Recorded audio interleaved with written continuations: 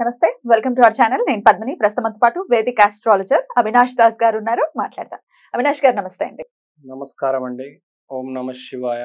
ఓం నమో వెంకటేశాయ.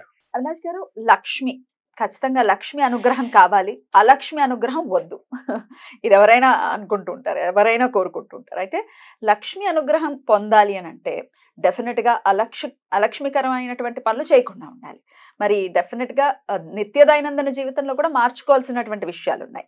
ఎట్లా అండి, ఎట్లా లక్ష్మి అనుగ్రహాన్ని పరిపూర్ణంగా పొందొచ్చు? ఇప్పుడు మాట్లాడదామండి. లక్ష్మి వాళ్ళ సిస్టర్ అలక్ష్మి, వీళ్ళిద్దరు గురించి. సో ఫస్ట్ చెప్తాను లక్ష్మి ఏంటి, అలక్ష్మి ఏంటి. దాని తర్వాత మనం రెమెడీ, అలక్ష్మి రెమెడీ. తప్పకుండా. అంటే అలక్ష్మి అంటే లక్ష్మి పోవడానికి. అలక్ష్మి అనేది సిస్టర్. అదే అలక్ష్మి అనేది దరిద్రానికి చెందిన దేవత. అలక్ష్మి అనుగ్రహం కూడా ఉండాలి. ఎందుకంటే మీ దగ్గర దరిద్రం పోవాలి కదా, దరిద్రం పోతేనే కదా అదృష్టం వచ్చేది. నీ దగ్గర దరిద్రమే ఉంటే అదృష్టం ఎలా వస్తుంది? చాలా సింపుల్ ఎగ్జాంపుల్ చెప్తా.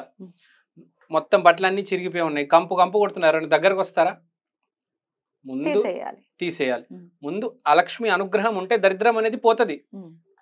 ఇవాళ ఈ రోజుల్లో మనము చూసుకుంటే లక్ష్మీ దేవి పూజ బేసికల్గా దీపావళి రోజు చేసుకుంటాం. చాలా ఘనంగా, చాలా వైభోగంగా. సో కానీ లక్ష్మీ పూజ జరిగే ముందు మనం ఏం చేస్తాం? ఇల్లంతా క్లీన్ చేస్తాం. మొత్తం అటకలు, మొత్తం ప్రతి మూల, ప్రతి అడుగు క్లీన్ చేస్తాం.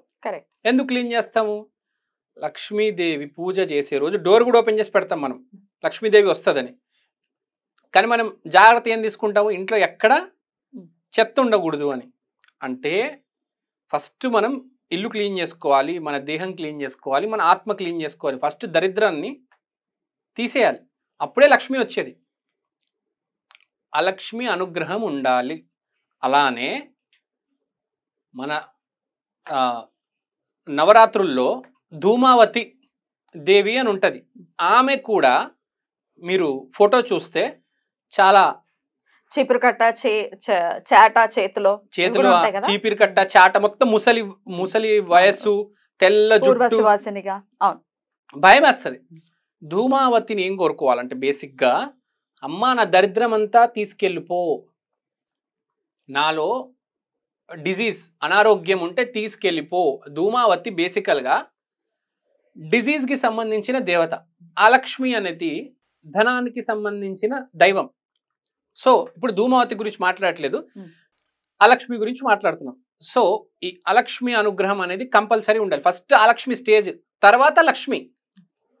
ఇప్పుడు అలక్ష్మి వచ్చాం, ప్రతి మనిషి అలక్ష్మి అనుగ్రహం ఉండాలి, ప్రతి మనిషి అలక్ష్మిని పూజించాలి.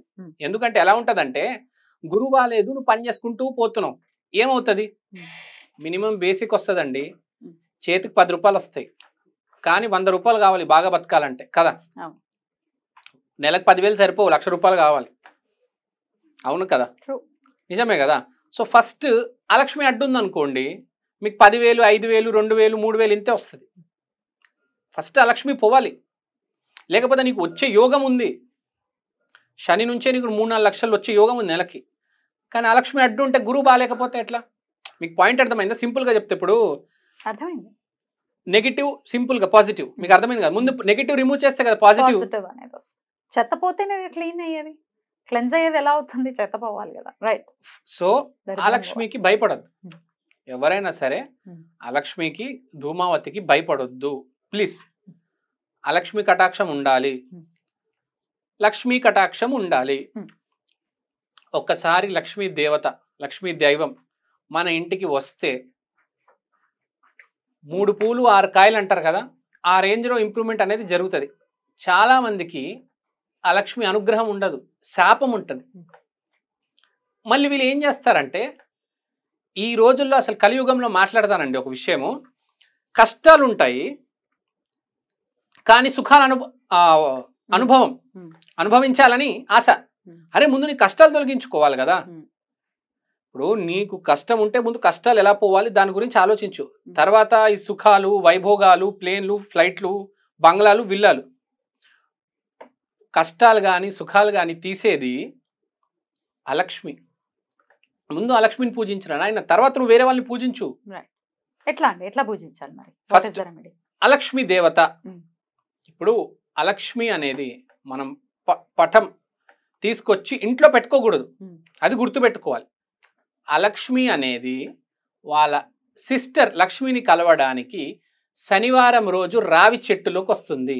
రావి చెట్టులో విష్ణుమూర్తి లక్ష్మీదేవి ఉంటారు.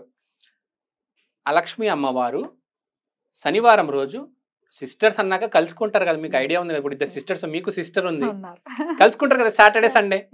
అలానే ప్రతి శనివారం అలక్ష్మి అమ్మవారు రావి చెట్టు దగ్గరికి ఉంటారు. ఆ రోజు వాళ్ళ సిస్టర్ తో గడిపి వెళ్తారు. ఇది శాస్త్రంలో ఉంది. సో ప్రతి మనిషి ఎవరికైతే దరిద్రం ఉందో, లేకపోతే ఎదగాలనుకుంటున్నారో, శనివారం రోజు రావి చెట్టు దగ్గరికి వెళ్ళి, అలక్ష్మి అమ్మవారు ఆ రోజు అక్కడ ఉంటారు రావి చెట్టులో, శనివారం రోజు వెళ్ళి అలక్ష్మి అమ్మవారు ప్లీజ్ మీరు ఏమైనా చేసుకోండి, ఆమెని ప్లీజ్ చేసి ఆరాధించి అడగండి, నా జీవితంలో నుంచి దరిద్రం తీసేయని. అది గనక మీరు ప్రతి సాటర్డే వెళ్ళడం జరిగితే ఆటోమేటిక్గా మీ జీవితంలో నుంచి దరిద్రం అనేది వెళ్ళిపోతుంది. కొందరు కొన్ని జీవితాల్లో మనం చూస్తూ ఉంటాం, దరిద్రం అనేది అలా అంటుకుంటది, స్టాగ్నెంట్ అయి ఉంటది, పోదన్నమాట. అలా ఒక బబుల్ గము అతుక్కున్నట్టు అలా ఉండిపోతుంది. అలాంటివి విడిపించుకోవాలంటే అలక్ష్మి అమ్మవారికి శనివారం రోజు మీరు వెళ్ళి ప్రాధేయపడండి, అమ్మ ప్లీజ్ నాకు తప్పులు బయటపడి నేను చేసిన తప్పులు, ఆ కర్మలు అనుభవించడానికి రెడీగా ఉన్నాను, కావాలంటే మీరు ఆ కర్మలు ఒకటేసారి ఇచ్చేయండి. ధూమావతి గారు, అలక్ష్మి వారు, కాళీ అమ్మవారు చెడు కర్మలు అప్పుడు ఇచ్చి తొలగించేస్తారు. వీటిని పూజించి ఇన్స్టెంట్, వీటిని పూజించిన తర్వాతనే మీరు లక్ష్మి కావచ్చు, లలిత అమ్మవారు కావచ్చు, దుర్గా కావచ్చు అక్కడికి వెళ్ళాలి. జనాలు ఏం చేస్తారంటే బేసిక్ గా కాళీ అంటే భయపడతారు, ధూమావతి అంటే భయపడతారు, అలక్ష్మి అంటే భయపడతారు. ఏం చేస్తారంటే పౌర్ణమి రోజు దుర్గా అమ్మవారిని, లలితా త్రిపుర సుందరి అమ్మవారిని అందరు పూజిస్తారు. కానీ వాళ్ళకి తెలియదు ఏంటంటే ముందు నువ్వు క్లీన్ అవ్వాలి కదా, నీకు నీ లోపల దేహ శుద్ధి జరిగితేనే వీళ్ళు కటాక్షం. వీళ్ళు వెళ్తూనే ఉంటారు, ఏం పని చేయట్లేదు అంటారు, ఏం పని చేయట్లేదు, రెమెడీలు పని చేయట్లేదు, ఏం పని చేయ, ఎందుకు పని చేస్తాయి? నువ్వు అసలు క్లెన్స్ అవ్వకపోతే ఎట్లా? ఇంటిని కూడా డెఫినెట్ గా కొన్ని ఇళ్లను చూస్తుంటే భయానకంగా అనిపిస్తుంది. అంటే శుభ్రంగా లేకపోవడం అనుకోవచ్చు, వాళ్ళ పరిస్థితులు. కానీ కొంత బద్ధకాన్ని వదిలి శుభ్రంగా ఉంచుకోవటం కూడా అలక్ష్మికి అలక్ష్మి పోవడానికి ఆస్కారం అవుతుంది కదా, అంతేనా? ఒకటి మీరు చెప్పింది ఇల్లు క్లీన్ చేసుకోవడం, ఫస్ట్ మన మనసు క్లీన్ చేసుకోవాలి. డెఫినెట్లీ ఇప్పుడు మీరు చెప్పిన రావి చెట్టు దగ్గరికి వెళ్ళి ప్రార్థన ఏదైతే ఉందో దాంతో పాటుగా మన పరిసర ప్రాంతం, మనం ఉంటున్నటువంటి ఇల్లు డెఫినెట్ గా క్లెన్స్ చేసుకోవాలి కదా, కంపల్సరీ. ఓకే, ఇప్పుడు అప్పుడప్పుడు ఏం జరుగుతుంది అంటే, సరే మీ పాయింట్ ఒప్పుకుంటాను నేను, మన ఇల్లు మనం క్లీన్ చేసుకోవాలి. దీంతో పాటు మోస్ట్ ఇంపార్టెంట్ నేను ఇక్కడ చెప్పేది ఏంటంటే, అమావాస్య రోజు కాళీమాతని, శనివారం రోజు అలక్ష్మిని ముందు పూజించి మిమ్మల్ని మీరు క్లెన్స్ చేసుకోండి. బాగుపడే తర్వాత బాగుపడదులే, దరిద్రం అనేది ఖచ్చితంగా పోతుంది. దరిద్రం తొలగించుకోండి. భూమి మీద 99% మందికి దరిద్రం ఉంది. ఇది పోవాలి అని అంటే ముందు ఆరాధన చేసుకోవాలి, దాని తర్వాత పూజించండి, తర్వాత మీ జీవితంలో వచ్చే మార్పు చూడండి. బ్యూటిఫుల్. అలా మార్పు రావాలి, ఎందుకంటే ఎట్లా చేయాలో, ఎటు వెళ్ళాలో, ఎలా సమస్యని సాల్వ్ చేసుకోవాలో తెలియనటువంటి అగమ్య గోచరమైనటువంటి పరిస్థితుల్లో ఉన్నారు. డెఫినెట్ గా కాళీ అమ్మవారి యొక్క ఉపాసన అక్కర్లేదు, వెళ్ళి దండం పెట్టుకోవడమే కదా, ఖచ్చితంగా అమ్మవారి అనుగ్రహం పొందాలి మన వాళ్ళని మనస్ఫూర్తిగా కోరుకుంటూ చక్కగా వివరించారు. కృతజ్ఞతలు. నమస్తే.